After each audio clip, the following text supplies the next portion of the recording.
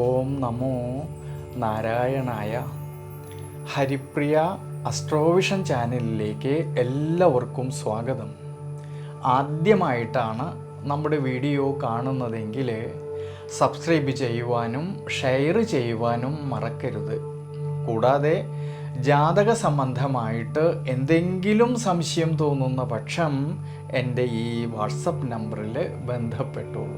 ഞാനിവിടെ പറയുന്നത് രേവതി നക്ഷത്രത്തിൽ ജനിച്ചവരുടെ ആഗസ്റ്റ് മാസത്തെ ഗുണദോഷ ഫലങ്ങളെക്കുറിച്ചാണ്.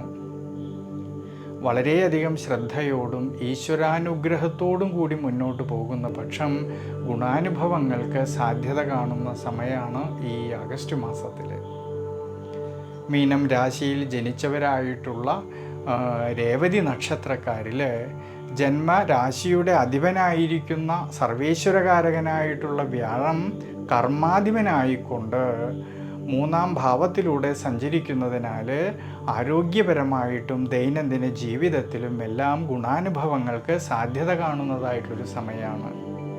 എന്നാൽ ശ്രദ്ധിക്കേണ്ടുന്നതായിട്ടുള്ളൊരു കാര്യം, ജന്മരാശിയിലാണെങ്കിൽ രാഹുവിൻ്റേതായ സാന്നിധ്യം ഉള്ളതുകൊണ്ട് ചില സമയങ്ങളിൽ മനസ്സിന് ക്ഷീണാവസ്ഥ തോന്നുമെങ്കിലും ശ്രദ്ധയോടും ഈശ്വരാനുഗ്രഹത്തോടും കൂടി മുന്നോട്ട് പോകുന്ന പക്ഷം ഗുണാനുഭവങ്ങൾക്ക് സാധ്യത കാണുന്നുണ്ട്.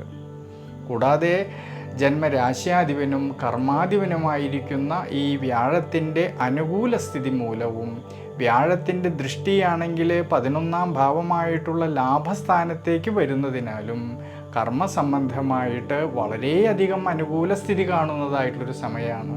അധ്വാനിച്ചതിൻ്റേതായിട്ടുള്ള നേട്ടങ്ങൾ കിട്ടുന്നതായിട്ടുള്ളൊരു സമയം കൂടിയാണ് ഈ ആഗസ്റ്റ് മാസത്തിൽ. കുടുംബാധിപതിയായിരിക്കുന്ന ചൊവ്വയുടേതായിട്ടുള്ള അനുകൂല സ്ഥിതി കാണുന്നതുകൊണ്ട് കുടുംബ സംബന്ധമായിട്ടും കുടുംബജീവിതത്തിലും ഭാര്യാഭർത്തൃ ബന്ധങ്ങളിലും സന്താനഭാവങ്ങളിലും എല്ലാം വളരെയധികം അഭിവൃദ്ധിക്കും മനസ്സന്തോഷത്തിനും ശ്രേയസ്സിനുമെല്ലാം സാധ്യത കാണുന്ന സമയമാണ്. പക്ഷെ ശ്രദ്ധിക്കേണ്ടുന്നതായിട്ടുള്ളൊരു കാര്യം, വിദ്യാമാതുലകാരകനായിട്ടുള്ള ബുധൻ്റെ 6-ാം ഭാവസ്ഥിതി പഠനകാര്യങ്ങളിൽ ക്ഷീണാവസ്ഥകളും അലസതകളും വരാതെ നോക്കുന്നത് വളരെ നല്ലതാണ്. അതുകൊണ്ട് കഠിനാധ്വാനം ചെയ്ത് പഠിക്കുന്ന കാര്യങ്ങളിലേക്ക് കൂടുതലും ശ്രദ്ധ കൊടുക്കേണ്ടുന്നതായിട്ടുള്ളൊരു സമയമാണ് ഈ ആഗസ്റ്റ് മാസത്തിൽ.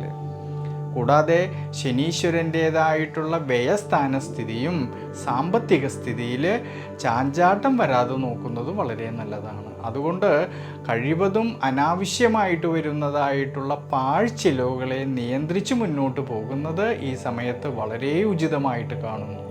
പ്രത്യേകിച്ച് ഈ സമയത്ത് ശനീശ്വര പ്രീതികരമായിട്ട് നവഗ്രഹ ക്ഷേത്രത്തിൽ ഭഗവാന് നീരാഞ്ജനവും നെയ്വിളക്ക് വെച്ച് പ്രാർത്ഥിക്കുന്നതും വളരെ ഐശ്വര്യമായിട്ടാണ് കാണുന്നത്.